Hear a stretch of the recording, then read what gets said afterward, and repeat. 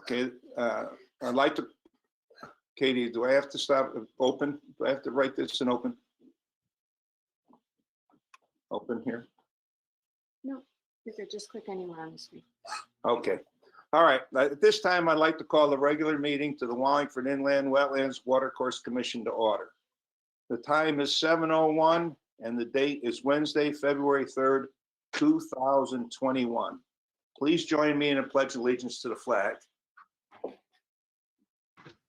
I pledge allegiance to the flag of the United States of America And to the and to republic. the republic for which it stands, one nation, under God, indivisible, with liberty and justice for all.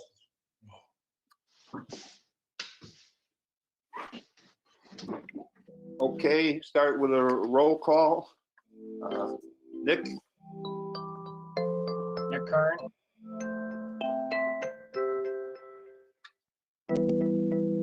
Somebody's got some music playing. Remind everybody to mute until they're talking. Okay, Nick Kern, yes. Jennifer? Jennifer Passeretti here. Deb Phillips? Deborah Phillips. Allie? Dean. And Jim Vitale. Aaron Okay. O'Hare, environmental planner. All right. So let's see, that makes us 5, right? 1, 2, 3, 4, and me 5. Okay.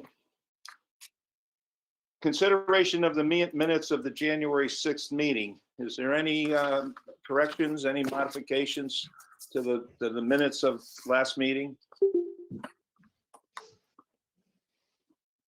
If not, I'll entertain a motion to approve. Deborah Phillips, Mr. Chairman, I'd like to make a motion that the minutes of the regular meeting of January 6th, 2021 be accepted as submitted. Is there a second? McKean second. McKean second. Motion made and seconded. Any other discussion? Call for a vote. Jennifer? Yes. Nick? Yes. Deborah? Yes. Ally? Yes. And Jim? Yes. Okay. All right. Okay, go on now to old business.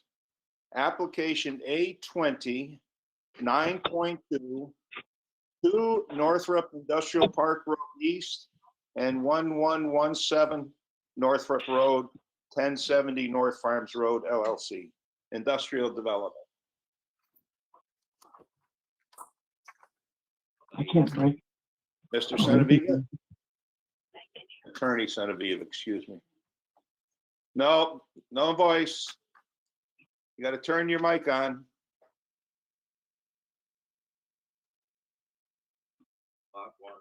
That's There we better. go. I think I'm unmuted, yeah. I'm told I sound much better muted, but we'll make the presentation anyway, Mr. Chairman.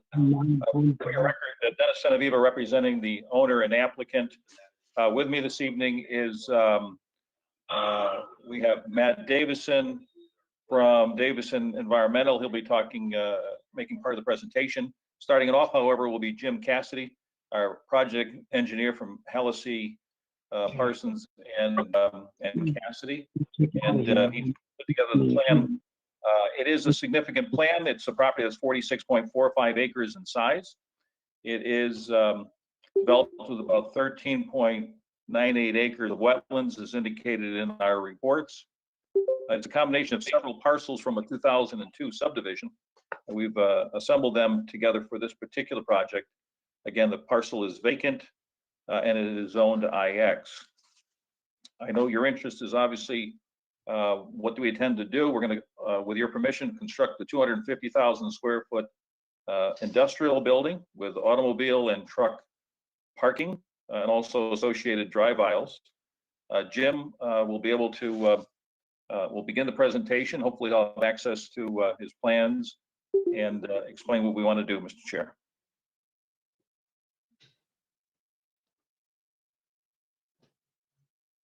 Jim, I think you're up.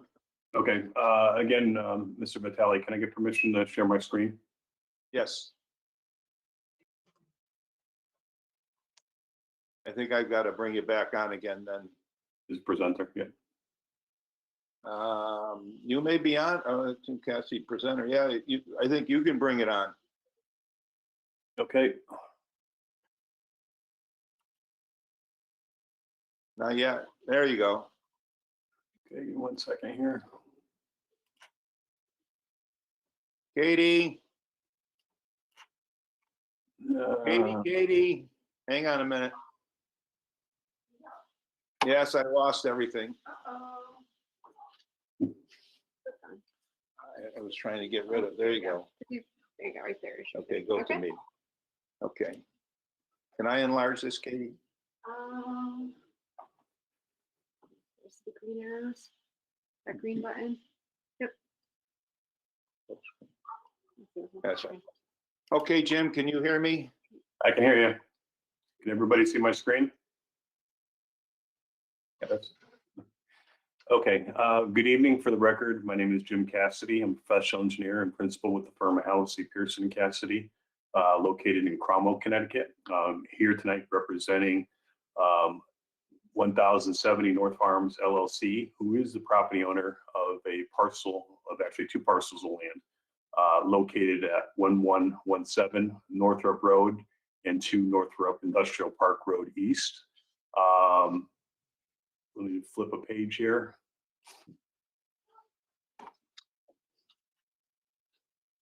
Oops, sorry, wrong package. So the first plan I have up before you, if you ever can see that, this is an existing site photo. The property that we're talking about this evening is outlined in yellow. As Attorney Senaviva had mentioned, the entire property area consists of 46.45 acres. It actually presently consists of 2 parcels. One parcel, actually this bottom portion, this is actually the west, is the address of 1117 Northrop Road. And then the upper portion, or the east, is 2 Northrop Industrial Park Road East. As part of this application, we are merging the 2 parcels into one, so it won't be one contiguous parcel. The property has frontage on Northrop Road. It actually has 2 sections of frontage. North on this plan is to the right. So Northrop Road, where my hand is going, is to the north. We have approximately 862 feet of frontage on the western section, where the hand is here. In addition to, I have another approximately 540 feet of frontage down on the eastern section, this location here. The property is bounded on its west, or in the upper portion, by 4 existing industrial buildings along Northrop Park Industrial Road West. It is bounded on the south by existing farmland. It is bounded again on the north by Northrop Road. In addition to, there is an individual single-family residential house that's actually cut out of the center of this property. It's the property of Mary Lou Bincy, located at 2021 Northrop Road. The property was formerly used for agricultural. You can see the majority of the site is cleared in this area here. In addition to, there is a Hilco high tension right of way that crosses the property. Traverses in the east to west direction. You can see these pads on this photo. These pads are where the existing cell tower, or sorry, the existing high tension towers are. The reason they look gray is because Helco had recently done some work on their towers, and that's where they got access, and that's the pads where they were actually working on it. So the Helco easement actually crosses the property at this midpoint. As I mentioned, the majority of the front portion of the property was a post-agricultural use. It has been graded over the past year in preparation for this application. Everything to the south of the Helco right-of-way, there is an additional post-agricultural use, and then the remaining portion is a wooded area. There are wetlands on the property. There's been several scientists, soil scientists that have gone out and delineated the wetlands. The last one would be Matt Davison, who's on line with us this evening, went back out and redelineated it. There are two primary wetlands areas on this site. These areas along the western portion I have designated as wetlands area number 1. Consists of about 5.89 acres on this site. It continues off the site. It is a part of a much larger wetlands area that's incorporated in the industrial park that's off to the west. This wetlands area is a wooded swamp surrounding by a wetlands watercourse through the center of it. It's flowing in a southerly direction, eventually getting into a watercourse that gets to North Farms Reservoir. In addition to, we do have 2 other wetlands areas on the east side of the property. Wetlands area number 2, I'll call this long linear wetlands. Once again, it's flowing in a southerly direction. The majority of it is a wetland swamp that surrounds a old farm pond that's in the center of our site. It continues in a southerly direction, eventually getting into a channel or watercourse that continues into a larger watercourse and eventually discharges off the property to the south, continuing once again all the way down to North Farms Reservoir. This wetlands is part of the headwaters of Catlin Brook. And also there is this final wetlands area here, wetlands area number 3, that's an area of about 1.98 acres. Total wetlands area on this site is approximately 13.98 acres. If you were to take a look at if anyone's been out there, you take a look at the topography of the site, you'd find in the grades, the majority of the property, I would say, are moderate at a grade of anywhere from 3 to 7%. There's a slight ridge line that's running from North Road in a southerly direction, basically down through the center of the cell tower. From that ridge line, the property slopes off at the moderate grade to the west and then to the east to each one of these wetlands areas. This small triangle here is sloping back down to the west into this wetlands area here. Overall, I say the grades are moderate on this property. Excuse me. What we're here before you this evening, let me just back up a little bit. A little history on the property. As Dennis had mentioned, this property has gone through, over the past 20 years, gone through several different applications and have been cut up in different ways. What we did is we created a vignette of different subdivision maps through the years. This first one in the upper right-hand or upper left-hand corner, I'm sorry, was the original property survey, which consisted of all the property along Northrop Road. Northrop Road on this plan would be to the top, and this is North Farms Road off to the left.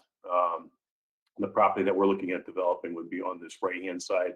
The property on the left would be a subdivision, which consists of Northrop Industrial Park Road East. The second plan on the right is the actual subdivision plan that was created. As Dennis had mentioned, the property that we are looking at developing consists of several lots. Sorry. That would have been along a proposed road called Northrop Industrial Park Road East that never was built. Back in May of 2020, just this past year, as part of a prior application, these properties were all merged, eventually making it into 2 pieces. As I mentioned, it's 1117 Northrop Road, and then also 2 Northrop Park East. And then the final plan in the bottom, this is the current survey. As part of this application, everything would be merged into one, making it a total of 46 acres. What we're proposing to do is to develop the overall site with one industrial warehouse building, basically a warehouse distribution building. On this plan, the tan rectangle is the footprint for the new building. The building itself has an overall dimension of 175 feet wide by 333 feet deep. The total area of the building will be 250,000 square feet. It is a 1-story structure. Primary use is for warehouse and distribution. Of that building, we're looking at having about 7,500 square foot office space. The remaining 242,500 square feet would be warehouse space. Associated with the building we would have a access aisle or access driveway into it. We're proposing a single access driveway coming off of Northrop Road. If anyone's been on Northrop Road, our access point is directly at the high point of the roadway. It would be 1 lane in and 2 lanes out. This would provide access around the entire circumference of the building. Sorry. And would also provide access to some parking areas and loading areas associated around the building. For parking, there's going to be 3 parking areas. We have 1 parking area to the north of the building, 1 parking area to the east of the building, and 1 parking area to the south of the building. The total parking spaces will consist of 250 parking spaces. In addition to, the west side of the building would be utilized for loading. Those would be dropped loading docks, so a tractor trailer can back up to the building and have level access off the floor of the building right into the back of the tractor trailer. So this whole west side of the building would be used for access to those loading docks. In addition to, on the south side of the project, where our access aisle comes around and connects back to the main access aisle, we also have an additional 18 spaces for trailer storage. They'd be tucked underneath the Helco right-of-way that I previously had mentioned. Drainage. We have a pretty detailed drainage system associated with this development. What we tried to do is we took a look at several things. First thing we need to look at is controlling the rate of runoff off the site to make sure we don't have any increases post-development. And when we did that, we were looking at the southerly property line. There's actually what we consider 2 design points along the south property. One where the wetlands area and the pond discharge on the east side of the project to the property line. And the second design point number 1 is where the wetlands on the west side would drain off the property to the south. To ensure that we are controlling the rate of water and also the quality of the stormwater running off, we incorporated several measures. What we have on the plan, you'll see 2 kidney-shaped areas, one to the north or to the right. This is our first stormwater management basin. This basin here was designed to pick up the flow from this parking lot to the east side of the building. You can see these orange arrows if I blow up on this plan. That's indicating, all the orange arrows indicate the water within the drainage system, or this blue line, being conveyed to the stormwater management basin number 1. In addition to, along the south side of the basin, or south side of the property, we have an additional stormwater management basin. This stormwater management basin is picking up all the pipes with the yellow arrows on it. So it's picking up this access driveway, conveying into this basin. These 2 basins were designed to not only attenuate peak flows, but also designed to treat the stormwater quality, the first flush or runoff off the site. In addition to the 2 stormwater management basins, we have 2 underground infiltration systems for the roof leaders and for this truck loading area. The first one we'll talk about is a much larger system. It actually consists of about 500 and a little over 500 precast concrete galleries. This system is designed to pick up half of the roof area, half of the roof leaders, so about 2.58 acres of roof leader area. In addition to, it picks up the pavement area for the truck loading area. All the green arrows indicate the direction of flow that are going into this system. So all these catch basins along this side direct the water into this system where it goes through a stormwater quality structure. All the roof leaders for this half of the building also go into the system. From the system, there'll be an outlet pipe, and then there'll be a structure that will control the rate of flow out. And from there, it'll discharge to a level spreader, and from that point, it'll be allowed to continue overland to the adjoining wetlands. I should note with stormwater basin number 1, it's similar, where it has an outlet structure that's going to regulate the flow out through a level spreader and then be able to continue to the adjoining wetlands off to the west. The second underground roof leader infiltration system is smaller than the first. This system is specifically designed to pick up only half of the roof leaders of the building. So just this easterly half of the building. Once again, all the roof leaders shown by direction by the light blue arrows would drain into this system and then come back out once again through an outlet control structure, then discharging to a level spreader, and then allowed to continue overland, eventually getting into the wetlands, into the pond that's along the easterly side of this project. A little better, I think, a little easier way to understand what water is going to what system. We took a look at several things. The area shown in orange is going to, let me blow up the screen here. The area shown in orange is going to our stormwater management basin number 1. The area shown in green is going to the larger underground infiltration system on the west side of the project. The area shown in yellow is going to stormwater basin number 2. And then the area shown in blue, this is that roof leader area that is going to the underground infiltration system underneath the parking lot, and eventually discharges to the wetlands and ponds off to the east side of the project. The reason I've highlighted both these areas in light blue is one of the important things we wanted to look at is to see what volume of water, what drainage area is actually going to this pond presently. The line outlined in red on this plan is the present drainage sub area that enters in and exits out of this pond. So this is the confluence of the pond where it turns into the stream at the south end of the pond. So I outlined the existing drainage area. It consists of 18.54 acres going into that pond today.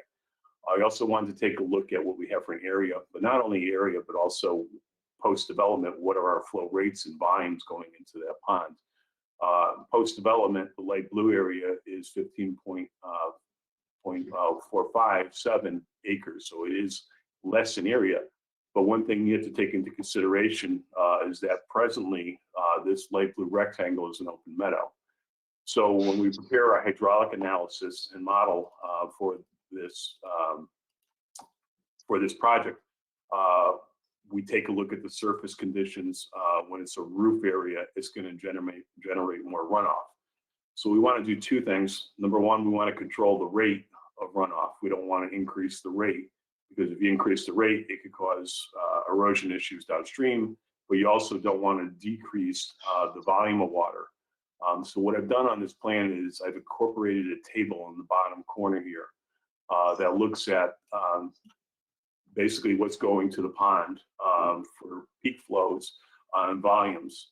And what we find is that if we look at this table shows you the different storm events, 1, 5, 10, 25, 50, and 100-year event. The top column is the pre-development flows and the pre-development volumes. So you'll see that in all cases, our pre-development flows are going to be lower than our primarily lower than our post. The most important thing to look at is the volume. You'll find that the volumes are higher, which is a good thing because you have more water going to that pond. I'm sure Matt Davis is going to talk a little bit more about the pond later in his presentation, but it is kind of filled in with sediment over the years. It can use some additional water in it, and Matt will get into a little bit more into that as part of his presentation. Going back to the stormwater management basins, just a quick overview on those. As I mentioned, I have 2 stormwater management basins associated with this project. There are detailed plans for each one of the basins. As part of the detail, what we're proposing to do is to landscape them. They'll be landscaped with an appropriate seed mix. They're going to be very shallow. They're about 3 feet in depth. And then the side slopes are actually flatter than a typical detention basin. If anyone's seen Mr. Orsini's properties, he likes to keep them in pristine condition. So these are proposed to be kept basically as a manicured lawn. If I take a look at a cross section through the basin, which is on the left-hand side of this page, I'm sorry, the right-hand side of this page. Here's a typical section. What you'd find is we have an inlet pipe. And then on the opposite side of the basin, we have an outlet control structure. This outlet control structure does 2 things. It regulates the rate of flow out of the basin. But more importantly, as I mentioned, we designed this basin to have two functions. Number one, to treat stormwater quality. So what will happen is what we call the first flush, or the first inch of runoff, would be accumulated in the bottom of the basin, which is shown as a volume in darker blue. That first flush would be allowed to either infiltrate back into the ground, or because the soils are tight, we do have a 2-inch diameter weep hole in the bottom, so it regulates the flow out at a much slower pace through the outlet pipe. This will help treat stormwater quality by pollutant breakdown by the plants in the bottom of it, and also promoting some infiltration through the bottom of the basin. The light blue section on the upper portion of this basin would be the additional storage for attenuation of your larger storm events. So what happens is the water builds up against the gray outlet structure. There's a V-notch weir in the face of that structure that will regulate the flow out, allow it to discharge through the outlet pipe, and then continue, as I mentioned, this outlet being where my hand is now, discharges through a pipe and eventually onto a level spreader through a riprap pad, and then continues on to the adjoining wetlands area. This is the basin number one. So this is the northerlymost basin. Basin number two is the back basin, very similar. Again, this is picking up the majority of the road area, discharging to the sediment forebay, and then eventually onto the larger cell of the basin. But it acts very similar, where the bottom, the dark blue portion, is tended to be the treatment of the stormwater quality. It can either infiltrate in, or it discharges through a weep hole. And then the upper portion is for flood attenuation or stormwater attenuation. We did prepare a pretty intensive stormwater study as part of this project. As I mentioned, what we looked at is pre and post conditions. This first plan I have up before you is a map looking at the existing drainage conditions for the overall site. There's two sub areas I looked at. I'll call it sub area A, goes to design point 1. The different colors and matters represent different surface conditions, such as industrial parks, wooded areas, and then meadow areas. And then the different colors represent the different soil types, either a hydraulic category B or C. As part of this, we created a model, again, showing the existing conditions to determine the existing flow to this design point 1 and also to design point 2. From there, we modify the model to represent post-development conditions. So we incorporate the proposed development. We take a look at the individual drainage areas, the time and concentration, and then what the rate and the volume would be at each one of those points. Find, based upon the study, is once again, if you look at pre-development conditions, you'll find for the majority of the storm events, other than sub-area A for a 1-year storm event, that post-development, our flow rates are slightly less, which is good because it prevents any issues with erosion downstream. So we think we built a pretty good stormwater management system here. We've incorporated a lot of other measures, such as deep sump catch basins with hooded outlets to collect any floatables. I should note that all the catch basins, or all the storm drainage systems prior to discharging to either the infiltration systems or to the detention basins, also have stormwater quality structures, such as vortex units, to move any other pollutants, such as oils and pollutants that could be in the water before it discharges to the drainage features. For utilities, once again, the darker blue is the stormwater management system that we've already talked about. This property will be serviced by an on-site septic system. This on-site septic system is shown in green. It would be just off to the east of the building within a landscaped island. It's relatively, I'll say, a small system, because a system for this type of building is based upon the office usage. There's not really a high employee count. So it's a relatively simple system to build. We did soil testing out there. We found the soils were adequate to support on-site septic system. In addition to, due to the size of the building, we are going to need to provide water, potable water, and fire protection. Presently, the water main ends up on Northrop Road, up near the Meriden Town line. we're going to be extending a 16-inch main down the road, almost across the entire frontage of this site. From that main, we'll be installing a couple fire hydrants along the line. In addition to, we'll be bringing a new service into the building. That service will consist of an 8-inch fire line and then a 2-inch domestic water. Also, power will be brought in from the existing overhead lines that will be brought into a new transformer to the front of the building. All utilities, such as power, cable TV, communication, would be brought in underground. Erosion and sediment control.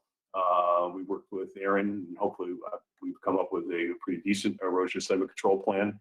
As I mentioned, this site has already been graded under a prior application approved by the Planning and Zoning Commission to get in preparation for this application. As part of that application, there were a few stormwater detention basins or some stormwater sediment basins built. Those basins are going to remain in place as part of the phase 1 of this project. In addition to, we're going to be circumferencing the entire disturbed area with hay bale check dams along the western boundary and also along the eastern boundary of the disturbed area. There will be 2 new sediment basins constructed, one down here at the south portion of the property, along with some diversion berms to direct water to it. There will be an additional diversion berm built in this location here to direct water to this existing sediment basin.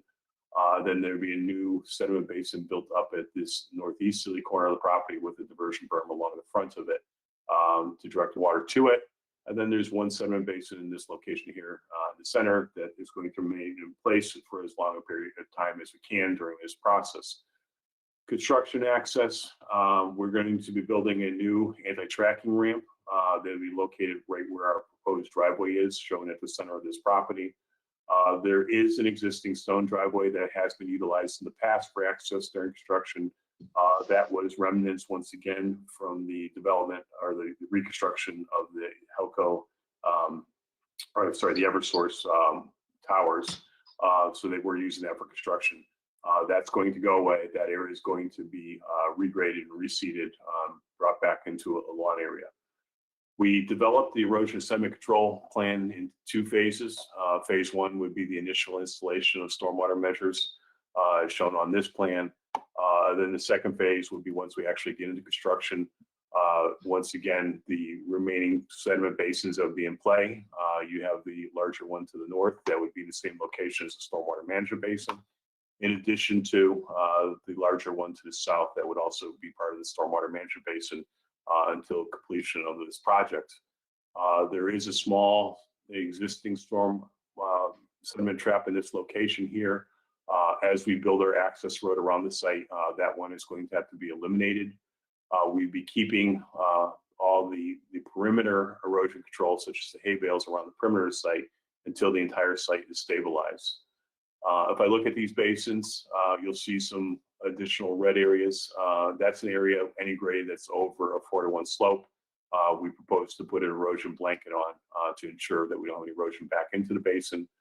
Along the eastern side of this property, the grade from the access drive down towards the wetlands area would be a 2-to-1 slope. So what we're proposing to do is put an erosion control blanket along that entire side of the project to make sure we don't have any erosion issues into that portion of it. I should note along the westerly portion of the site, along this edge of the pavement, we took a look at several options of how to construct this. What you'll find is this will be a fill area. On this side, we are proposing a retaining wall. This is reducing the activity in the upland review area along the west side of the project. Along the east side of the project, we're not proposing a retaining wall. Matt Davis will talk a little bit more about this in his portion of the presentation. But what we found is there are a lot of invasives out there. We felt by doing a natural slope and then revegetating it with appropriate mitigation plantings, it better serve the area rather than having a barrier of a retaining wall along that side of the project. But I'll let Matt talk a little bit more about that when he gets into his portion of the presentation. We've also submitted a landscaping plan as part of our package. Landscaping will primarily consist of a series of canopy and shade trees within the islands of the parking area and also along the entire frontage. There's also a series of foundation plantings along the front of the building. And as I previously mentioned, the 2 stormwater management basins will be planted with flood tolerant seed mixes so they can be maintained as yard areas. In addition to, in reviewing this with Matt Davidson, there was a recommendation that we do some seed mitigation along the regulated areas where we have activities. The second page shows in green where those seed mitigation plantings would happen. Once again, there's a good portion along the easterly slope of the project. Then at the base of the retaining wall, where we have some activities in the upland review area along the western portion of the project. And once again, along our stormwater management basin number 2, there'll be some seeding mitigation going on. And again, Matt will talk a little bit more about that in his presentation. So what does this all mean? We have obviously regulated activities associated with the development of this site. In your package, you have a set of plans. The wetlands activities are called out by number on that plan. So I'll go through them one by one. In total, we're looking at a total of 7 regulated activities associated with the development of this site. This is the overall plan for this development. So we'll start with number 1. As I mentioned, regulated activity number 1 is shown in blue, highlighted in blue here, consists of the construction of the outlet of our drainage system from stormwater management basin number 1.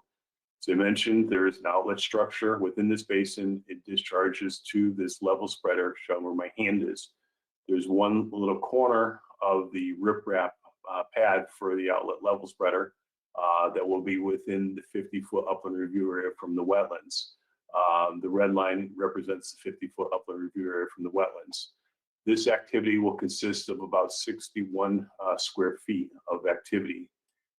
Regulated activity number 2 would consist of the grading of a portion of the retaining wall and then the grading down below the retaining wall and some clearing of vegetation. I did include all 3 of the areas along the west side of the project in regulated activity number 2 because it all consisted for the construction of this retaining wall and the grading associated with it. So you'll have this one area at the northerly end of the wall, one towards the center of the wall, an additional one down to the south end of the wall. Primarily, again, one's for grading and installation of the retaining wall. The total activity within the 50-foot upland review area associated with that construction would be 4,886 square feet. Regulated activity number 3 would be for the construction, once again, of a level spreader for the outlet of the underground detention system. This construction activity will consist of putting in about 48 feet of concrete galleries. This would all be within the 100-foot upland, or sorry, the 50-foot upland review area. And would have a total activity of about 818 square feet. Regulated activity number 4 would be for the grading of stormwater basin number 2, and also for the outlet of stormwater basin number 2. The activity associated with this portion of the project would consist of 5,952 square feet. We've taken a look at this location and seen if there's anything we can do to pull this one further back. What we find is for the elevation it needs to be set at, it needs to be basically in this location here. If I try to push it further up the hill, you can't get any water to run to it, so then it becomes non-functional. So this was basically the best location. In addition to, Matt will probably opine to this also, in this area, the majority of it consists of invasive species. So by going in and clearing this out and regrading it, you're actually going to eliminate the invasives and then get replanted with appropriate plantings to actually enhance the area. Activity number 6, once again, it's shown in blue, would consist of the construction of our outlet for the underground infiltration system. This would be a set of level spreaders I'll note that this section of level spreaders has grown. Originally, it was 56 feet. Per recommendations of your environmental planner, we expanded it to more evenly dispersed flow from our system towards the wetlands and ponds that are off to the east. Whereas the original activity consisted of 504 square feet, it does double because of the size. It's actually going to be 1,800 square feet now, or 1,008 square feet, sorry, for the development of that portion of it. And then your regulated activity number 5, once again, we have a portion of the slope for the driveway that would be within the 50-foot regulated area. That activity consists of 13,145 square feet. So for activities within the 50-foot regulated area, those are the 6 that have anything to do with grading. The final regulated activity number 7 consists of the creation of more than 20,000 square foot of impervious coverage. As was previously mentioned, what we've tried to do is incorporate an extensive stormwater management plan to help mitigate that. We've incorporated such things as roof leader infiltration systems. We're not going to get a lot of infiltration into the soil based upon the soil type. It has a pretty slow permeability rate. But we've also included stormwater management basins and then level spreaders to help mitigate the overall activity. The total impervious coverage associated with this development actually works out to about 11.58 acres, of slightly under 25% of the overall property, of which 5.77 is the area of the building. So about half of it's actually the area of the building, which is clean water runoff. And again, those are all being discharged to the infiltration systems that do have outlets that continue on to the adjoining wetlands area. I think a good thing to also mention is part of the application, we have looked at alternatives, working with Mr. Orsini. He wants to have a nice project and also what's best for the town. This plan I have up before you is the initial plan that we're working with, and I had a complete set of plans prepared and ready to submit. On this plan, what you'll see is that we actually had 2 access driveways. One on the west side where my hand is now, and then a second one on the east where the hand is now. The one especially on the east, that entire access drive was within the 50-foot regulated area. And you'll also notice on this plan that the trailer storage area that we had mentioned was on the eastern side of the project. What that meant is you had a lot more regulated activities within the 50-foot upland review area. In particular, this one activity here on the west side of the project was 25,000 square feet for the construction of the retaining wall and that truck storage area, truck trailer storage area. That's better than double than we're proposing in that area now.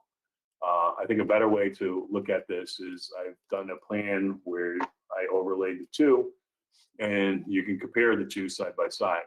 So what's happened is the truck area to the west has been eliminated. It's been put underneath the power lines off here to the south. What this also allowed us to do is take the entire site and slide it to the west, further reducing the activity on the east side. So the areas that you see in yellow are the actual areas per the original application that we were looking at submitting. And then the areas in green and blue are what's presently proposed. So for instance, if I go around each one of these, area number 1, again, at this point was outlet a drainage system. It's consisting of 61 square feet. Originally, it was an activity of 1,183 square feet. As I mentioned, the construction of the retaining wall, at this point, our overall activity is 4,886 square feet. And on the original plan, it was 25,000. Okay, Jim, I think you made your point that the 2 plans are different. Let's move on. Okay.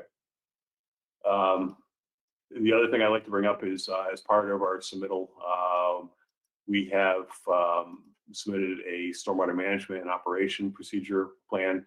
This basically goes through all the stormwater structures that we talked about and the maintenance schedule for them. So these town staff and we can monitor it throughout, not only through construction, but at the completion and for years down the road, making sure everything functions properly as we proposed. I'm not going to go through each individual item, but it addresses all the stormwater features that are shown on the property. As part of it, there's an index plan calling out each one of the features. And then if you revert back to the report portion, it tells you what you need to do. There's 5 primary features, such as the stormwater basins, the level spreaders, the underground roof leader infiltration system, the catch basins, and the stormwater quality structures that need to be maintained. The other thing, in working with your environmental planner, I know there's a recommendation that we tried to add some additional level spreaders to better simulate the existing conditions where flow is going off the site today. As I mentioned, we've already increased one of the level spreaders on the east side of the project. We've taken a look at possibly expanding and adding 7 additional ones that are shown in red on this plan. What I would say is we're willing to work with the environmental planner as like a condition of approval. And we would incorporate as many more additional level spreaders as we can. But it's something we kind of need to take a look at the field and also make sure I can hydraulically distribute the flow evenly to each one of these level spreaders. But we are definitely willing to work with the environmental planner on that aspect. So with that, I'm going to conclude my portion of the presentation. I don't know if we got Matt online here yet. Matt, are you there? I am, Jim. Can you guys hear me? I can hear you. Yes, we can, but I'm not sure we're ready for Matt yet. Are you done, Jim? I'm done with my portion for now. Okay, commissioners, while Jim is still in the mood, do we have any questions regarding Jim's presentation? Nick? Yes, Jim. There's 3 things. The first one was quality of water that's leaving the site. Because it's going to the reservoir or there's agricultural use to the south of the project, what's going to be the quality of water that's going to be discharged? That you've talked about the roof drains will be underground and this and that. I'm just concerned about, have you looked into the quality of water that leaves the site will be the same that's there now, or? So we designed the stormwater quality system, the whole stormwater management system in accordance with the DEP stormwater quality manual. What they ask you to do is to treat basically the first flush or runoff, which we've sized all the basins to do. In addition to, we tried to add additional measures to it, such as hooded catch basins, and also the stormwater quality structures, such as vortex units, to remove any pollutants. So again, we tried to incorporate all the best management practices we can into this design to ensure that our stormwater quality is hopefully as good as it is today coming off this site post-development. Okay, number 2 is snow shelves. Where are your snow shelves on the project? We have several large islands between the access driveway and the parking areas. So we intentionally left these islands. You'll see like along the north end of the project where my hand is now. It's a large island. We can pile snow. We have this one here along the eastern side of the project.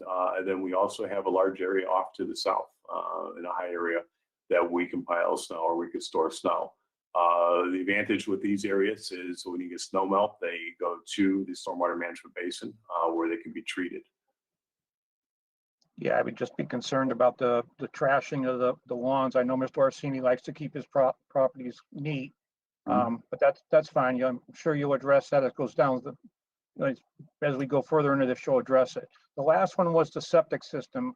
I wasn't sure. I thought I had understood prior that if there was access to a sewer hookup, you weren't allowed to put septics in. You had to tie into the city sewer. Now, is there sewer somewhere in the near area here, or this is why you're doing a septic, because it's not feasible to tie it in? There's no sewers in this area. There's sewers in Meriden, but there's no sewers here in Wallingford. No. Okay. That's all I have, Jim.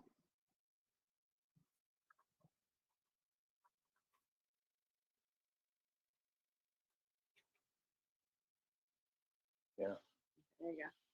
Go back on the, all right, we're having a little technical situation here, but my advisor's working with me here. All right, I'm missing one group. Oh, no, maybe not. Oh, okay, Nick took care of Nick. How about Jennifer? I'm all set. Thank you. Deborah? No, no questions. Ally?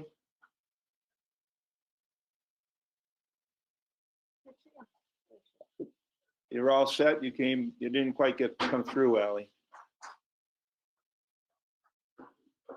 Sorry about, You seem to be catching the delay, Ally, on it, but that's it. Aaron, do you have any issues on this portion of the presentation? I just, a question for Jim Cassidy.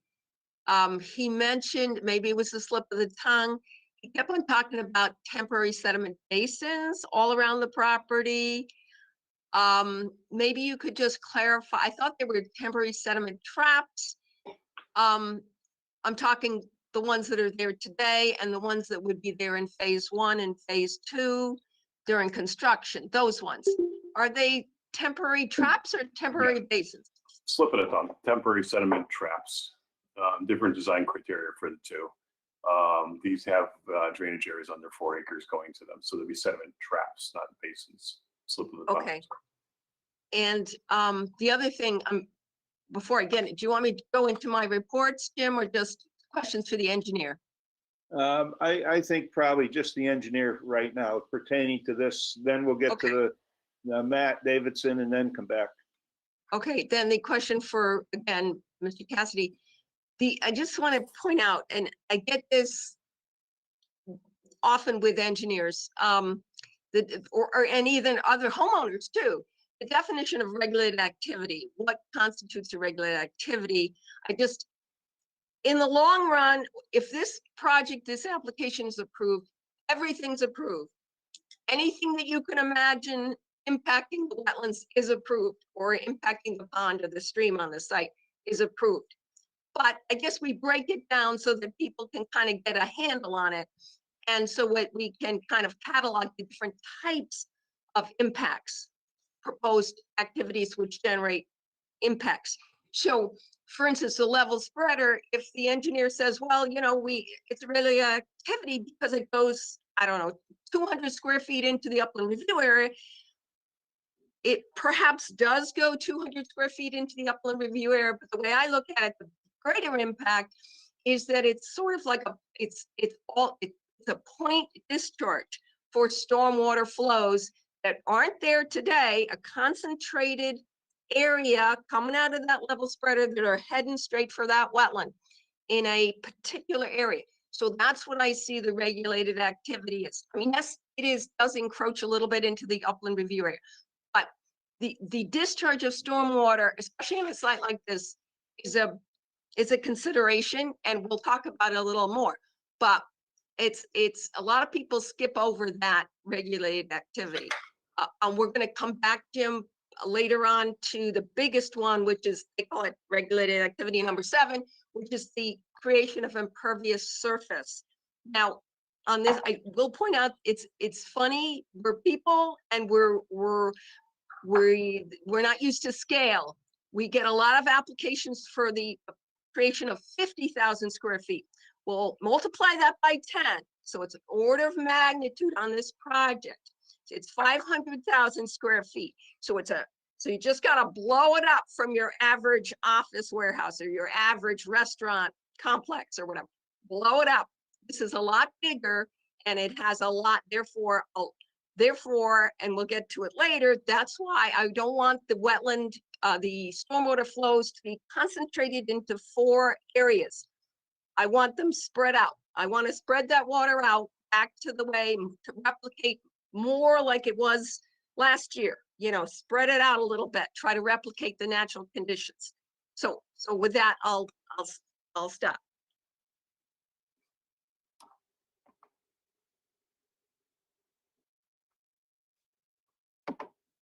Okay, you all set then? I think we're ready for Matt Davidson's.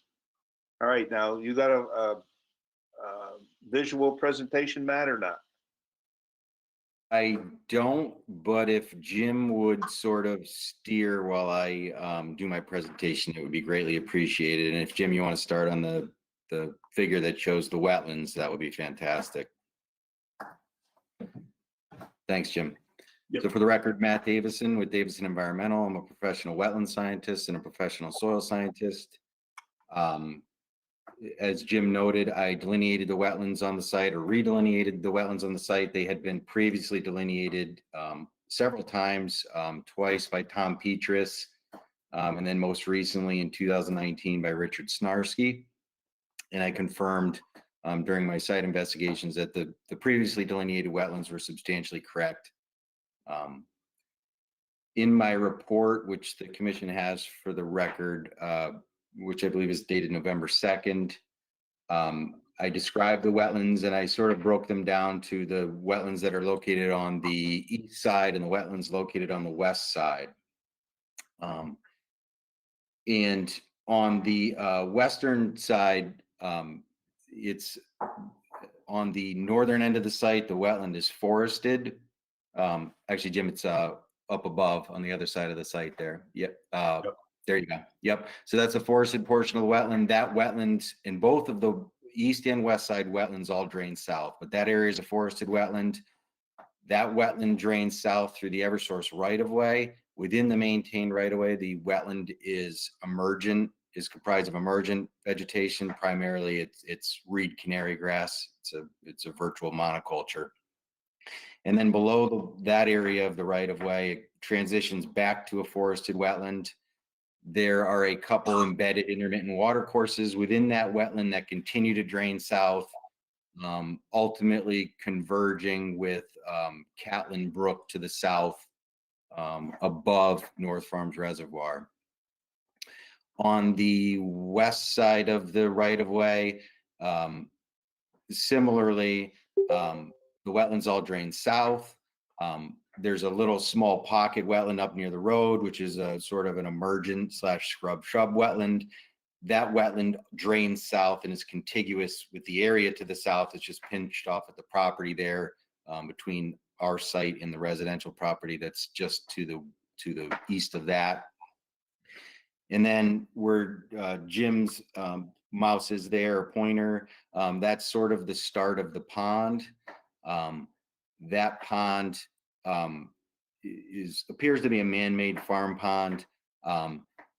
It looks like, based on a review of aerials over time, that it's often fully flooded, but it's certainly there are periods of time when it dries out, and I make that statement based on the fact that the bed of the pond is densely vegetated with emergent vegetation. They're not aquatic species, they're wetland species. So it does dry out from time to time. I would say that where you can see on the aerial now, the ponded area to the far south probably remains ponded for much longer time. You could see just from that aerial there that it's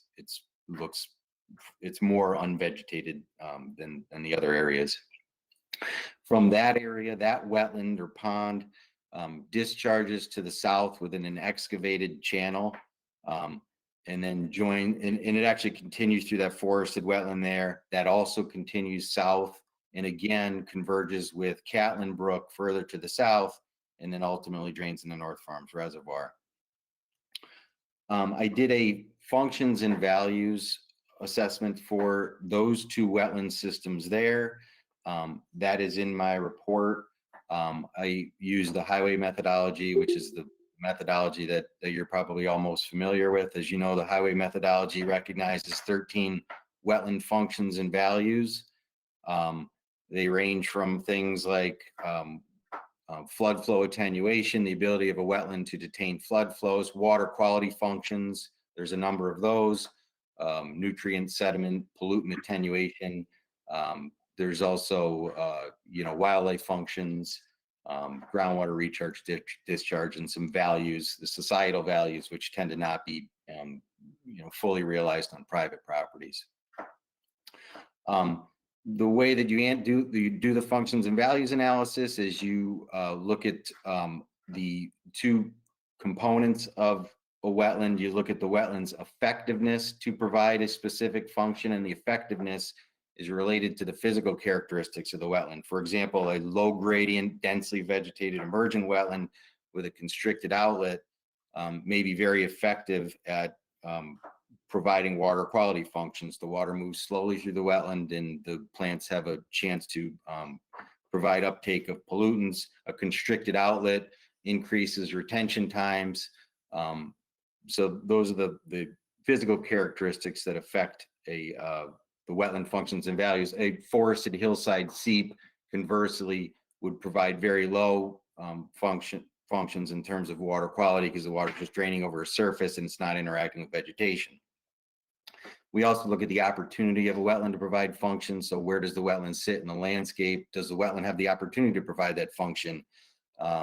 In situations like this, where you are surrounded by roadway and commercial development, these wetlands often do have an opportunity to provide these functions because there are sources of pollutant contributions.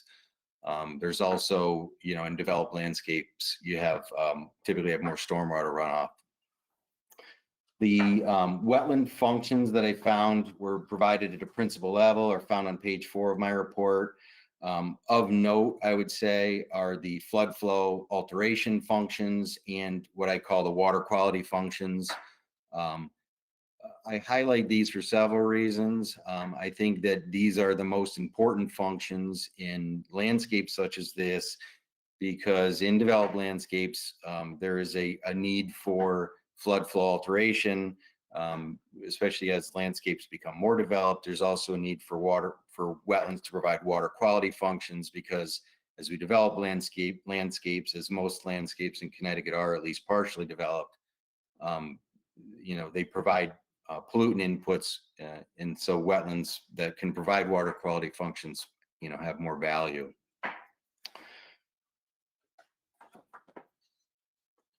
The other thing it's important to note here is that these are headwater wetlands. So if you look at a watershed map, we're at the very northern tip of the Wharton Brook watershed. So this is a headwater, these are headwater wetlands. And in particular, flood flow alteration functions are very important in headwater wetlands, because the more you can detain flood flows at the top of a watershed, the less likely you are to exacerbate any flooding issues you have downstream.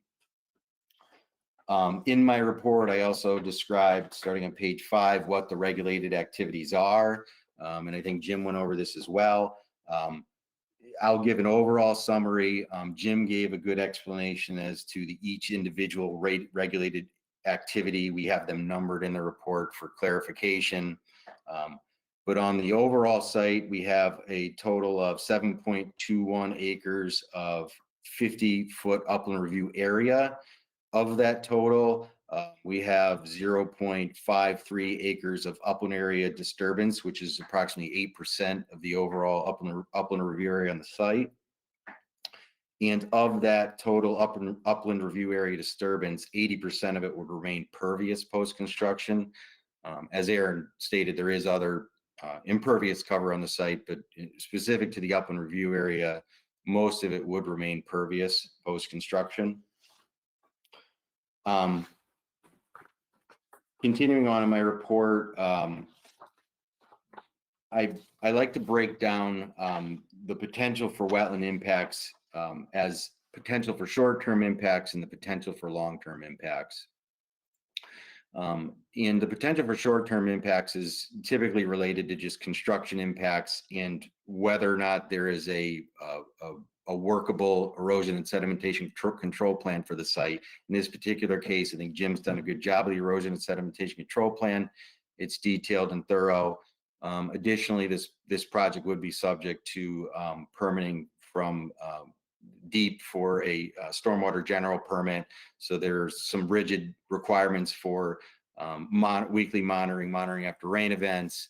And so I don't have a lot of concern for short-term impacts during construction.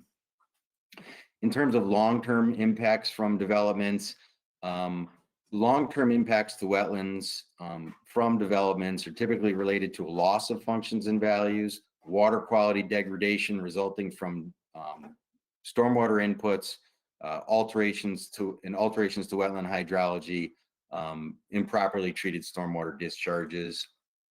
And so if you go through my report on page 7, I sort of bulleted out what I felt like the potential for long-term impacts were. There's sort of comments and there's recommendations, and I can discuss those briefly.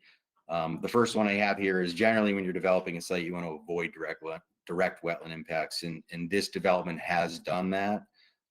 In addition, and Jim made this point, there were a few locations, and this came out of some earlier meetings with staff as well, where we removed retaining walls.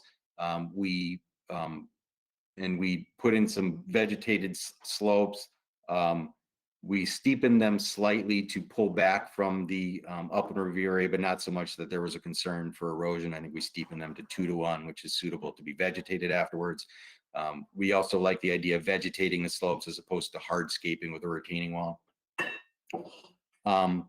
Additionally, I note in here the fact that the vast majority of the upland review area will remain pervious post-construction. I think that's important. The other thing I mentioned here, and this has been a regular concern of Aaron's, and that was to maintain existing drainage patterns on the site. We've taken a few looks at this, and we've made some alterations to things. And I think what I'll point to is, and this is again a concern of Aaron's, was the volume of water that we're pre and post to the pond that's on the east side of the site there. And going through the calculations with Jim, actually post-construction will be slightly increasing the volume of water to that pond there. There was a concern that we might be essentially dewatering that pond there. So there will actually be a slight increase in discharge to the pond area there. We've also put some consideration into the location of the outlet there. That outlet was moved there during the process of laying out this development, and we specifically wanted to locate that level spreader there because what we were trying to do is put a discharge point towards the northern tip of the pond. And again, this is to maintain the hydrology of that large wetland system there, but also equally, if not more important, we wanted to take advantage of the water quality functions and flood flow alteration functions that wetland provides. And so again, that wetland there is a low gradient wetland. It's densely vegetated with emergent vegetation. So by discharging stormwater there, that stormwater, which will be clean when it's discharged, but will drain through that wetland there. It will interact slowly with all the emergent vegetation there. So it has a very good opportunity to be subject to pollutant uptake, pollutant removal. The soils in that wetland there are, they're mineral soils, but with a very high organic content. If you try to walk out there, which I did, you'll sink. And those soil types also provide a significant amount of pollutant attenuation. So there was some thought and consideration in that too. In my impact assessment, going on to bullet item 4, and I think with any development I look at for a wetland impact assessment, one of the most important considerations to me, and one of the commission members brought this up in terms of the treatment of the stormwater. As a wetland scientist, for me, it's very important to, on a raw land development such as this, to provide primary stormwater treatment. And primary stormwater treatment, as defined in the 2004 Stormwater Quality Manual, is typically things like basins. It's as opposed to, for example, like vortechnic units and structural controls that don't provide the same level of treatment. So I've sort of detailed in there that the basins that are provided are primary treatment. They do provide a high level of pollutant removal. We are also proposing underground infiltration, and in the Stormwater Quality Manual, underground infiltration is actually characterized as a secondary treatment practice, but with the caveat in the manual that was done in 2004 that these are emerging technologies, and that if it can be demonstrated that a secondary treatment practice has the same efficacy as a primary treatment practice, you can consider it to be a primary treatment practice. And with underground infiltration systems, There's been a number of studies by the UNH Stormwater Center, and these systems achieve virtually the same treatment as like basins and things, in particular with pre-treatment, which is being provided here. So I'm comfortable with the stormwater treatment systems that have been provided. Again, I would consider them to be primary treatment. And then again, you know, to the point of identifying potential long-term impacts, I do not think that this development would adversely affect the wetland functions that I've identified. You know, I think the wetland functions, you know, because we're avoiding direct wetland impacts and because we're sort of providing primary treatment, I don't think that those water quality functions and flood flow alteration functions would be adversely affected. Jim mentioned mitigation. So what we try to do with mitigation, and the mitigation is section 7 of my report, it's on page 9. What we tried to do is do mitigation at each of the regulated areas where we had ground disturbance and where we could sort of revegetate things. And so of our, let me see here. So we have a total of 25,000 square feet of upland review area disturbance. We're proposing 22,000 square feet of mitigation. So essentially 88% of the proposed upland review area disturbance would be mitigated. And what we've done is we've targeted the mitigation to each of the regulated areas. What I've provided for is a planting plan for each specific area, and I sort of catered it to each specific area. The mitigation planting plans are in the report are basically a combination of native shrub species undersown with native emergent species. On the far east side of the site, the largest mitigation area, which runs sort of all along that pond boundary there, is will include some overstory and also like a native wildflower mix to provide for a viewscape there. The tree canopy would provide some canopy cover to shade out potentially if you had some invasives come back, but also it would be aesthetically pleasing. We've also provided for, in my report, monitoring for a period of 3 growing seasons to make sure that the mitigation area works properly and that it's not overcome with invasives. There's some performance standards there that we've identified. That's about all I have, and I'm certainly happy to entertain any questions that the commission might have. Okay, commissioners, any questions for Matt Davidson, Jennifer? I don't have any questions. Hey, Nick? Does, we talk about water quality. Does the state have any involvement in this because such a large project is heading towards the North Farm Reservoir, which in turn heads for Wharton Brook? Or am I just going the wrong direction with this? Is everything fine? You said you're worried, you want to make sure the water quality is of its utmost. Has this been looked at, or do you just take it for granted it's just stormwater that's going to head that way? Well, and Jim can certainly elaborate on this, but the state has a very, very detailed manual, the 2004 Stormwater Quality Manual, which identifies with a lot of specificity a number of different stormwater treatment practices that the state deems acceptable for different types of development. The highest standard is primary treatment, and for I think virtually all the stormwater on the site is receiving primary treatment. So there's not really much more you could do here, I don't think.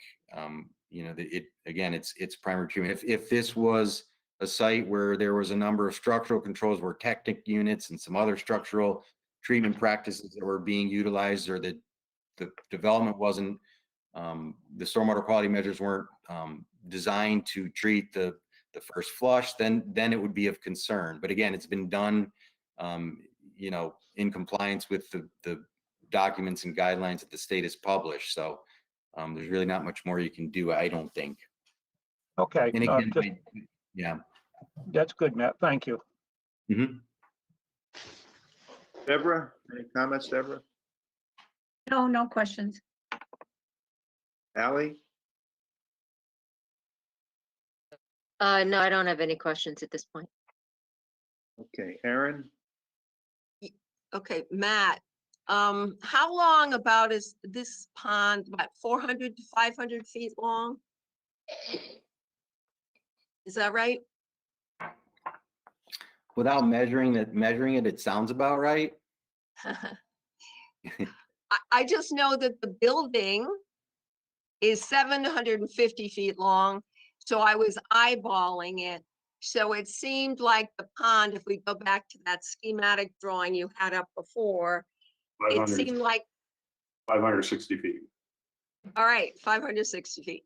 Okay, so Matt, I don't understand with a 560-foot long pond, it sounds like you're comfortable with one 60-foot level spreader feeding a 560-foot length of pond surrounded by emergent vegetation, a wetlands, or rimming that pond.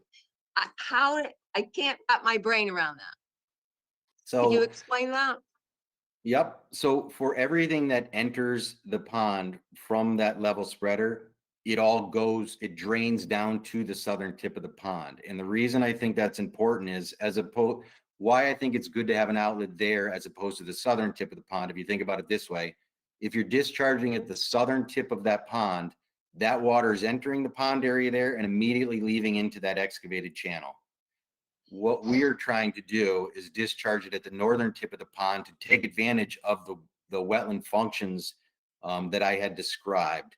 So, there is a slight grading there. What goes into that pond there, it drains down there rather quickly. I mean, it will end up in the bottom, but in traveling through the distance of that wetland, you're also, again, taking advantage of the functions it's a high quality wetland. It's man-made, but it checks all the boxes in terms of a high functioning wetland, again, because it has dense emergent vegetation, it has a low gradient, and it has a constricted outlet at this very southern tip. The outlet is constricted, so it sort of holds, which is why it's ponded right there. So by putting it in the northern tip, it all ends up at the southern part. But again, you're just taking advantage, as opposed to putting into the wetland and having it discharge directly into that excavated channel. You're not taking advantage of the wetland functions that are within that system there. in I my opinion. understand how it works for the ponds, but what about the wetlands that line the pond that today get all the overland flows coming down from the west? They're fed overland. All those wetlands that rim the pond on its west side, what's going to happen to them? Most of their drainage is cut off by that road collection system. What's going to happen to them? On the west side? Yeah, of the pond.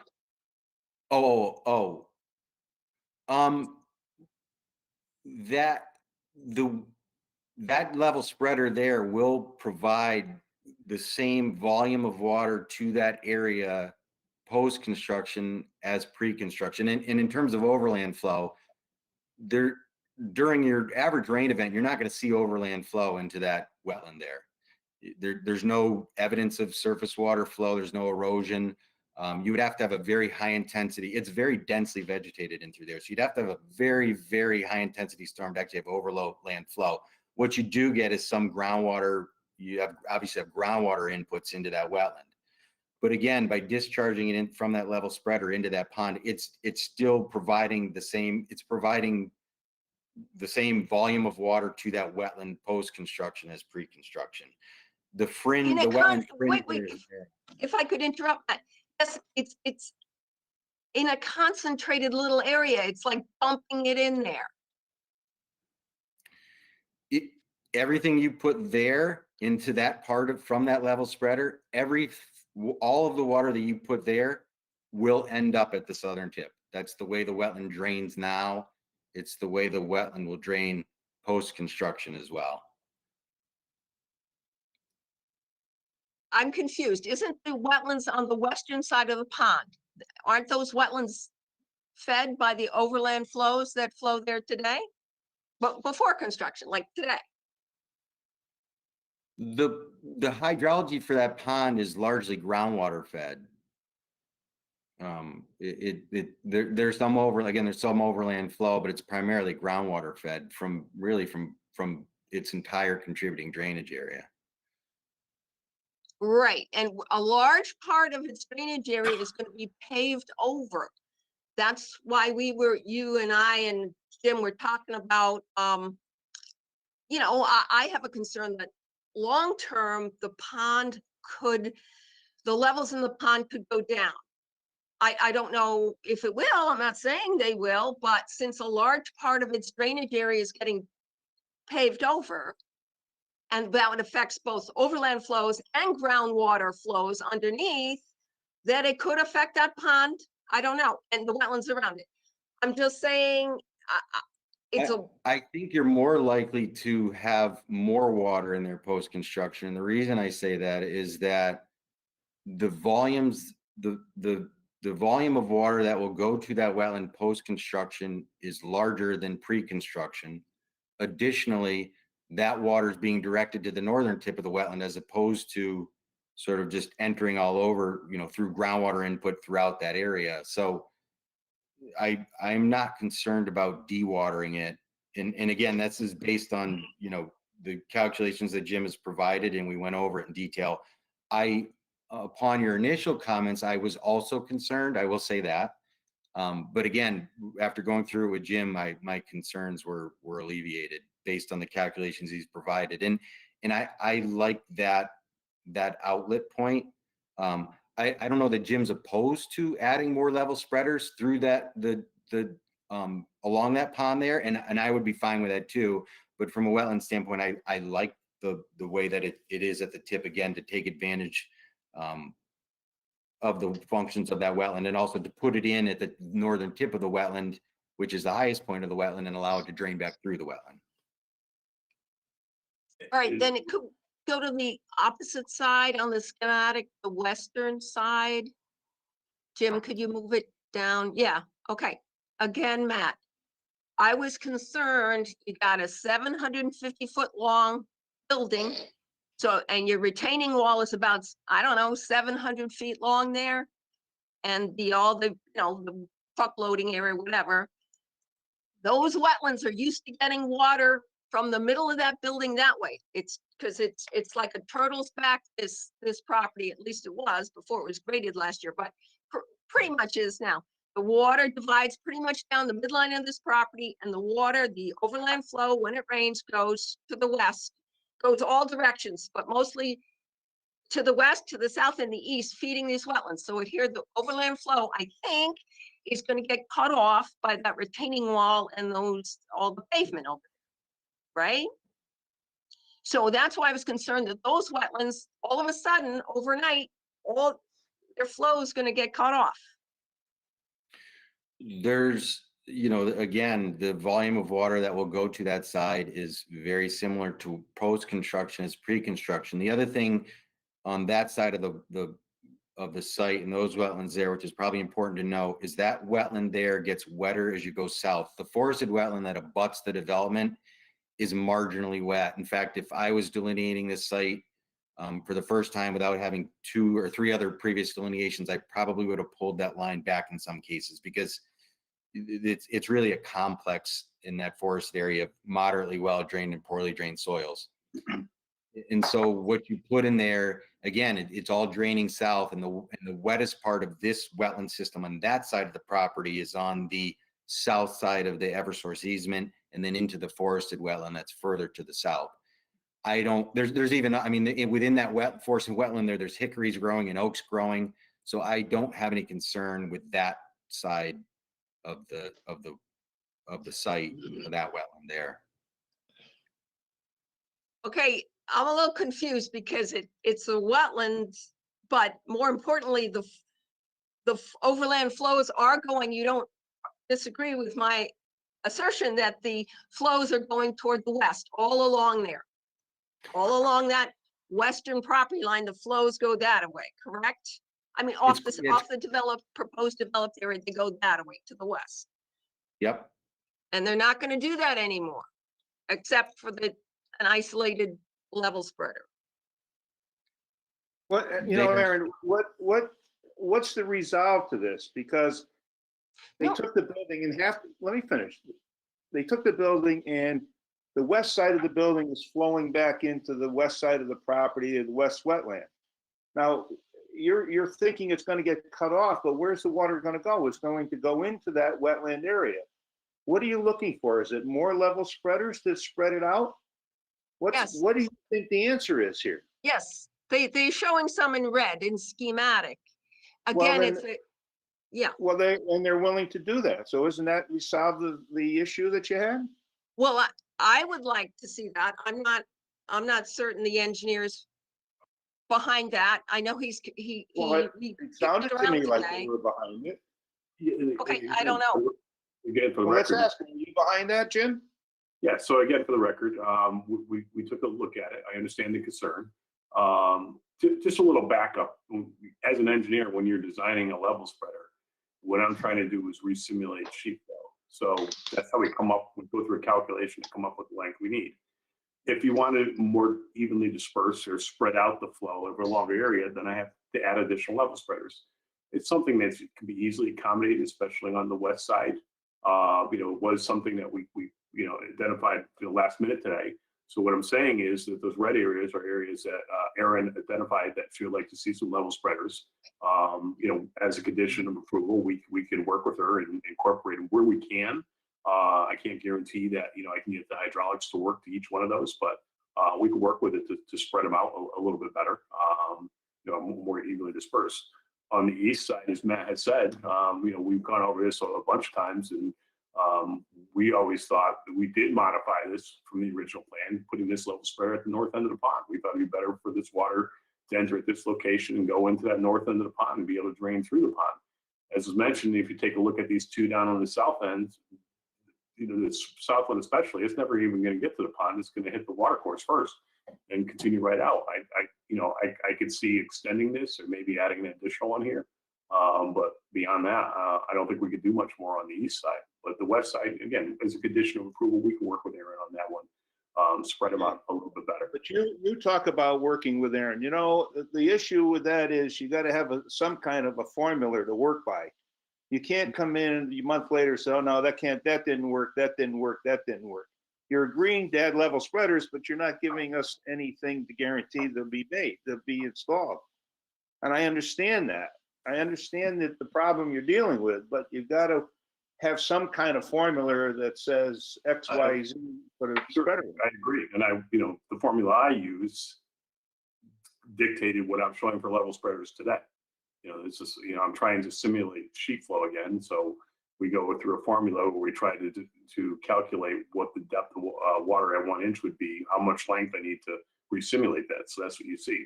So put a criteria in front of me, to accommodate. Does it need to be a certain percentage of the flow going to it, or Well, if you, come up with an agreement? Yeah, what is your average length of level spreader here? 50 feet.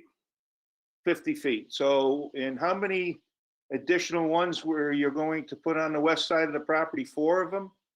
Possibly 4. I questioned the one on the far south side, whether I'd be able to get something to that far south one. Okay, so you're definitely going to be able to install 3 on the west side of the property. Correct. Is that correct? Correct. Okay. And on the east side of the property, I'm kind of in agreement with you on that one all the way to the south is going to hit the stream. What happens to that little wetland up in the front corner? Is that in danger of anything, or is there enough green flow coming off the edge of the road, not the edge of the road, but in there? This is picking up a portion of the existing, there's a wooded scrub area off to the west of it. In addition to, there's an access road that Eversource was using to access their cell towers. So it's picking up an area here. We're still going to have this whole yard area. There's a portion on Northrop Road that drains to it. If you take a look at this during a rain, So you can get 2 on the east side of the property. yes, So that's a total of 5 additional 50-foot level spreaders. yes. Okay. done deal. Go on. Let's go move on then. What else, Aaron? Jim, could I ask you, is Eversource keeping that new access way you mentioned off Northrop Road? No. It's gonna go away. As I mentioned in my presentation, we'd be removing and regrading and revegetating it. Okay. Yeah, and I think you have as a condition of approval also that we eliminate that access way. Well, is that your responsibility or Eversource? We need to do grading out there anyways, so, and we need to establish a lawn, regrade the area and establish a lawn area. It'd be nice if Eversource did it. I don't know why it didn't get done, but All right, we all have right. to work. Aaron, what else you got going on, Aaron? You had some other questions? Well, I want to mention my environmental planners report that went out in the packet last Friday night, and my original comment letter that went out on October 23rd. The applicant responded to all my comments. There were a number of comments. A lot of the comments were what we were kicking around tonight, is the amount of surface area being created here and how we could spread the flow out. And so that was my concern on October 23rd. And I think finally tonight, we've gotten to a place I'm comfortable with on that. Also tonight, all day, we've been working on suggested conditions of approval if the commission was of a mind to go forward. We could kick them around, Mr. Chairman, at this time.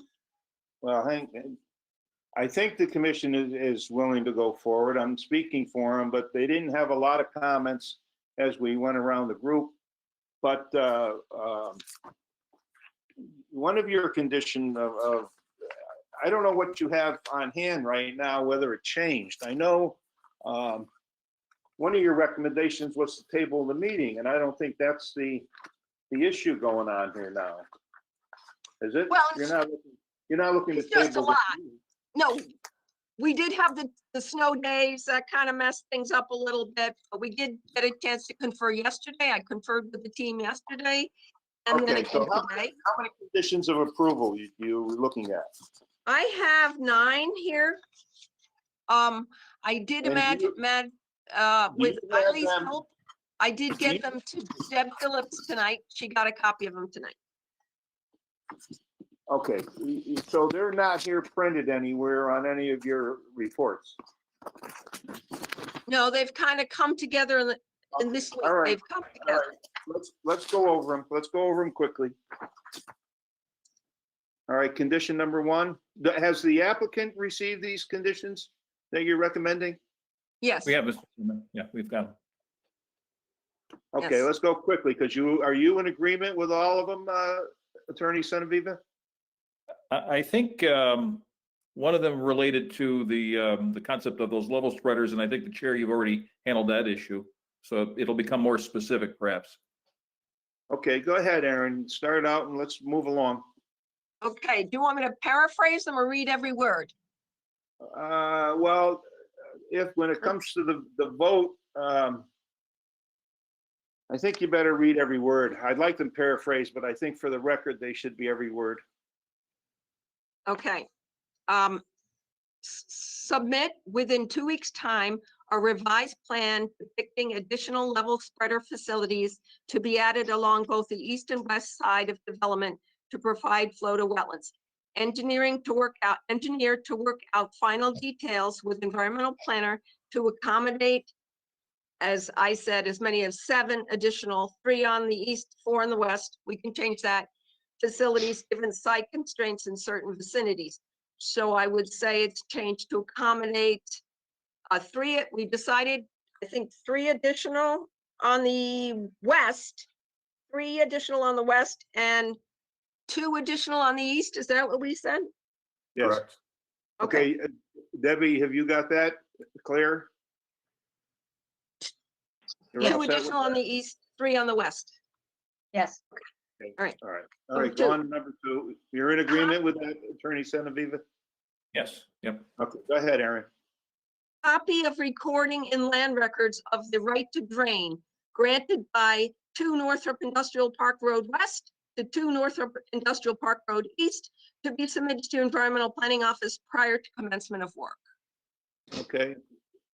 Go on, Okay. number 3. 3, submit final plan after parentheses, after PZC, after Planning and Zoning Commission process, depicting corrected wetland soil classifications by type and boundaries on existing conditions sheet.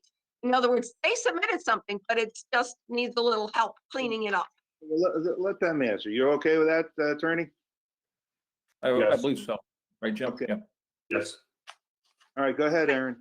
4, should there be a pause in construction for any reason, erosion controls would be monitored and restored as may be necessary by permittee through this period. Okay. Next one, Aaron. 5, environmental planner to be contacted 1 week in advance to schedule appointment to inspect and approve erosion control installations at start of work. That's a Okay. standard one. All right. Next one. 6, erosion control plan to be revised and submitted to address the following. And then I go through 8 things that I want on there that we agreed to. Do you want me to read all 8 of them? Yes. Just quickly. Okay, extend hay bale protection to meet the rear of proposed stockpile located in the southern end of the site, to meet it on stockpile's west and east side. Next one, indicate on plan that existing construction entrances to be removed and this disturbed area restored, and hay bale protection will be installed along the entrance where it hits Northrop Road. Next one, delete depiction of stockpiles created last year as they will be totally removed by the start of phase 1 of the project. Next one, indicate that northwesterly temporary sediment trap will be filled in phase 2 when the new temporary sediment trap is installed in this vicinity. Next one, provide protection for existing and proposed catch basins in Northrop Road from protection from the track dirt during the construction period. Next one, extend hay bale protection along either side of the proposed construction pad to the north to meet Northrop Road. Right, that's for the erosion control plan. Now we go to condition Hold of up right approval.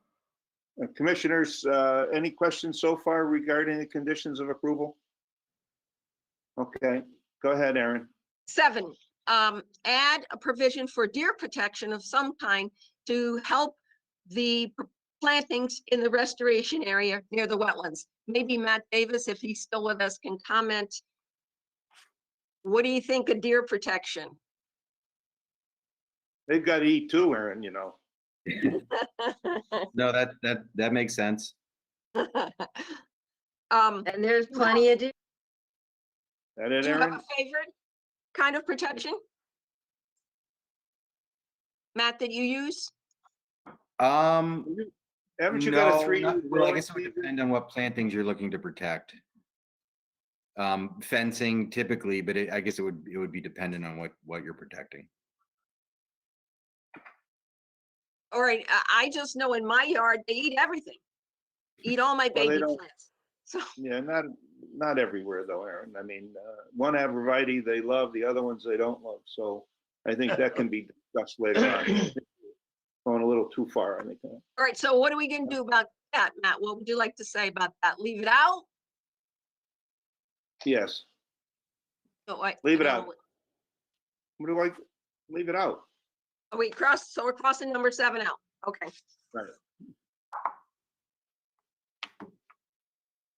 Okay, 8, submit an addendum to the wetland assessment report to address the following.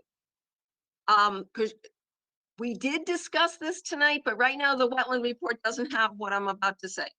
Impact of creation of over 504,000 square feet of impervious surface area on the site's wetlands, pond, marsh, and stream respectively. 2, evaluation of catchment area of pond in terms of loss of overland and groundwater flows from the west. And provide a figure of how much of that overland flow was lost. We talked about this tonight, but if could you just put it in the report, ma'am? briefly, you can be brief on it. Next is evaluation of prepared additional level spreader facilities to lessen the impact. We discussed that tonight. Some of you put in a report, yes, you know, how you feel about that. Okay, last one, clarification of wetland soils. Just to tighten that up, the wetland soils where there's some discrepancy about Menlo or not Menlo or this kind of thing. Okay, condition number 9. Permittee to install corrective measures. We need to talk about this a little one, Jim. Permittee to install corrective measures should it be determined that water levels have fallen in the pond as a result of the development. Over time, I mean, like in 5 years, what if this development dries things up over there? It could have a lot of different reasons that it dries up, not necessarily from this development. I think it's going to keep the pond wetter than it is now with the fact that you got all this impervious surface going there. All right, so you want to omit that one? Omit that one. Okay, that's number 9. So number 9's omitted. Okay, We That's do it. we need a new number 9. oh, There should be Oh, a yes. bond associated with this project. Nick, what do you think's a fair bond with all the activities going on? Are they gonna do this in phases, Attorney General? I'm Are sorry? they- Are they gonna do this in phases, or this is gonna be one, once they I think- start, they're I gonna, think my client intends, at least initially, was going to be phased, but that's going to be, I think, a one-time construction. okay. Well, I have 3 things. The bond was one. The second one was, I didn't see Aaron put any, inland wetland plaques up, which she forgot good again. one. And the Thank you, third thing was, Mr. Casey, is that an engineered septic system you're putting in the ground? Because I know in the past, we've walked out there and the soils are heavy clay and there's some fracking, there's some red rock, there's a little bit of everything out there. So was your septic, It's an engineered system. We designed it and reviewed it with the health department already. okay, all right.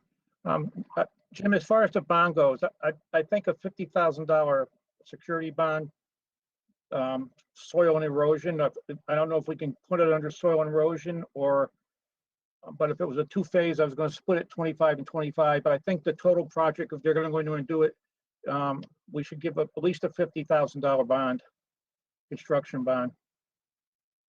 Attorney Senaviva?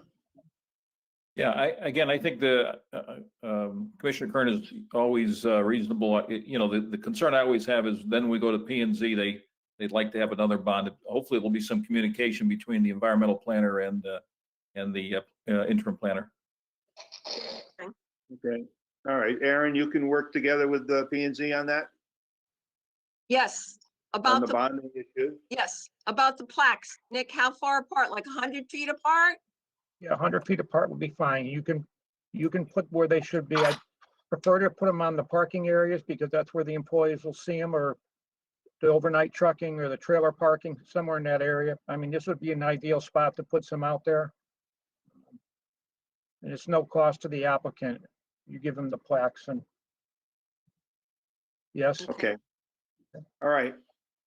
I think we're ready to act on this tonight. I feel the comfort, unless commissioners tell me otherwise, I'll proceed to vote on this application. With that being said, I'll entertain a motion regarding the significant activity of this application. Deborah Phillips, Mr. Chairman, I'd like to make a motion that application A 20-9.2, 2 Northrop Industrial Park Road East and 1117 Northrop Road, 1070 North Farms Road LLC, industrial development be declared not a significant activity. Motion made. Is there a second? second, Motion made and seconded. Any discussion?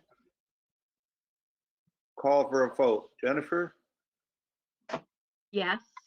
Nick, yes, Debbie, Yes, Ally? Yes, Yes, Jim, yes. Okay, now I'll entertain a motion to approve or deny this application.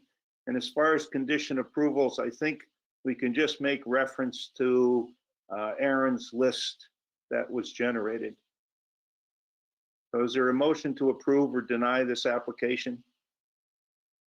Deborah Phillips, Mr. Chairman, I'd like to make a motion that application A 20-9.2, 2 Northrop Industrial Park Road East and 1117 Northrop Road -1070 North Farms Road LLC Industrial Development be approved as submitted with the 9 conditions of approval that were written up tonight. No, the first one has a change from 7 to 5 additional, let's see, Level spreaders. level spreaders. Omit.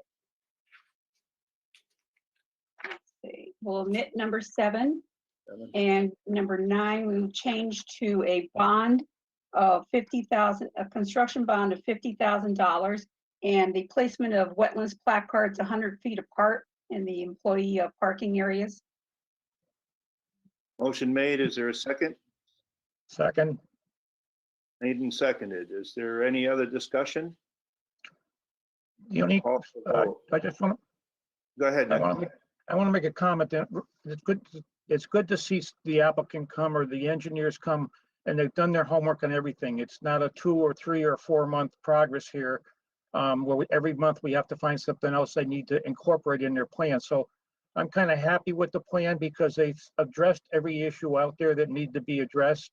And I just want to, thank the applicant for doing such a fine job of engineering this site. And I vote yes to it. Yeah, I thank you, Nick, for that comment because I believe they held off on their application a month or 2 because our agenda was so busy. So we considered that helpful to the commission. But in that time, I think they got the final details worked out with Aaron. So it looked like it was a win-win all the way around. So Jennifer, your vote? Yes, yes. Nick, you already voted, correct? Yes. Deb Phillips, Yes. Ally, Yes. Jim, yes.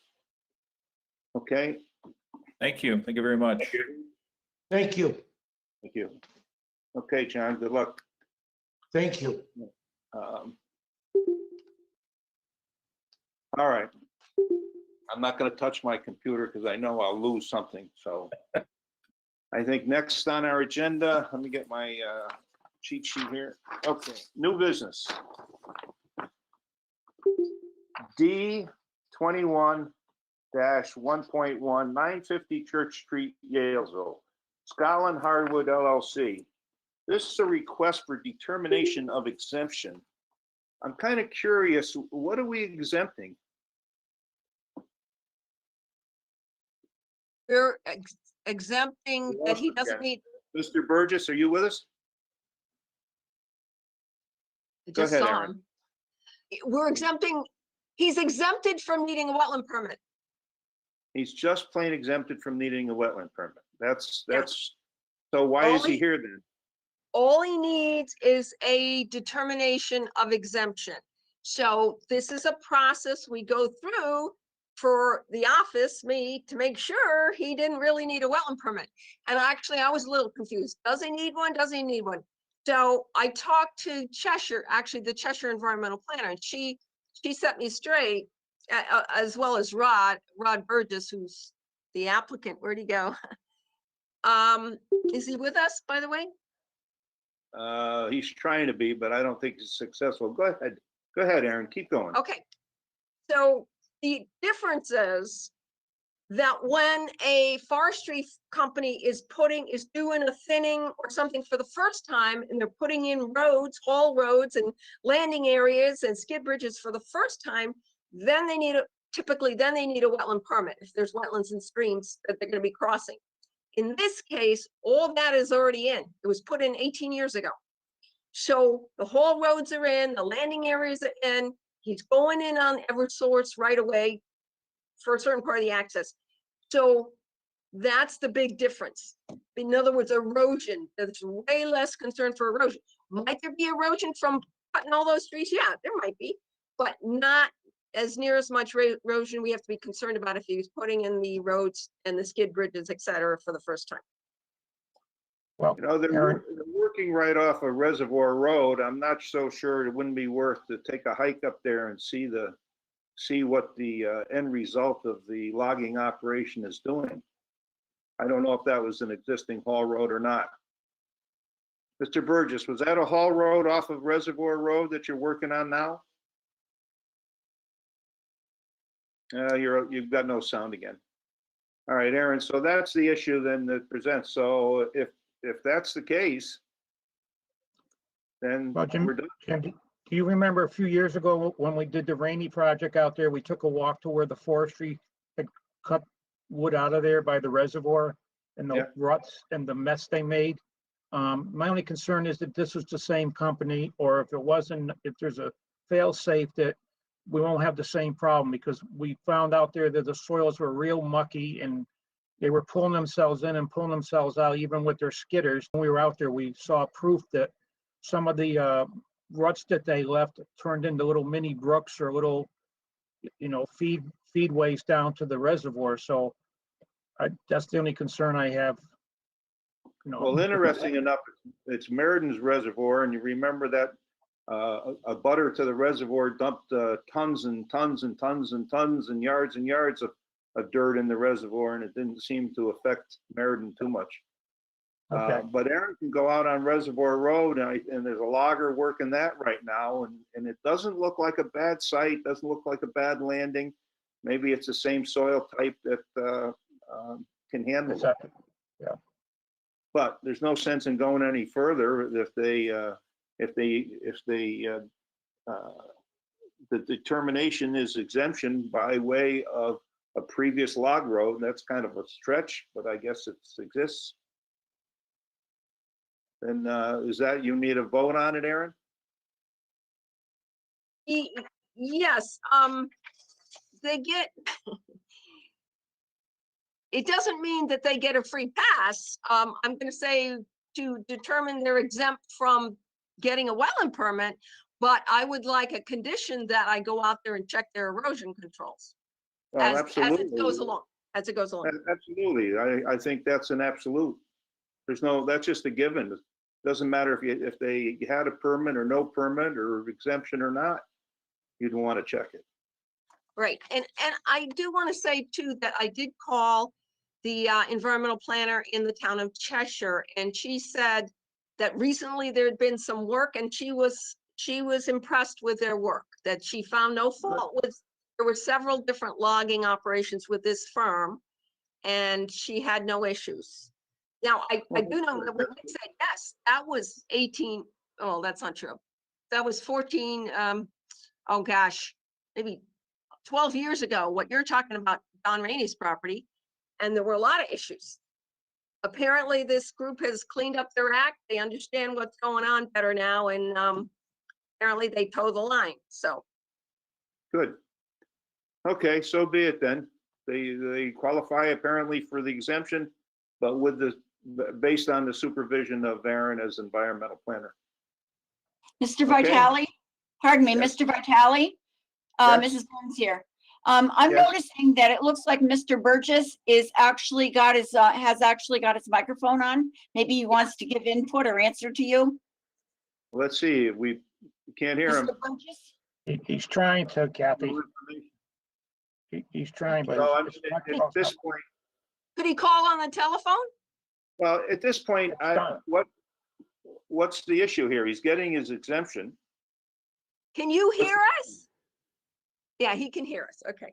Just give a thumbs up. You got your exemption. That's what you're looking, there you go. Okay. You Okay. just got to deal with Aaron. Thank you for Okay. pointing that out, Kathy, though. You're welcome. All right, let's move on. No new applications. Pardon me, Mr. Vitale, is there to be a vote taken? Ms. O'Hara, is there to be a Oh, vote I'm sorry, taken? you're right. You're Or is right, it by Kathy. consensus? Yes. Well, you you back have to in with vote. the vote now? Yes. You wanna the vote? commission determines that he doesn't need a wetland permit. That's your determination. Well, it's a Could you repeat that, Ms. O'Hare? So, it's an interesting vote to vote on something that he's given because it's an existing condition. It's kind of a crazy kind of situation, but we can vote on it. Is there a motion by a commission to accept the exemption under the condition that it was an existing log road? Is that satisfactory wording? I think we're all in favor of it, Jim. Okay, sorry, Mr. Nick? Chairman, I'd like to say make a motion that the D 21-1.1 950 Church Street, Yalesville, Scotland Hardwoods LLC, the request for determination of exemption. We have determined that he does not need it because there is a previous road available, and there be a condition that when he starts work, that the environmental planner inspects the erosion controls. And continue, as continued. Okay, motion made. Is there a second? Second, Made and seconded. Any discussion? Call for a vote. Jennifer, Yes. Nick, yes. Debbie, Yes, Ally? Yes. Okay, we're all set then on that. All right.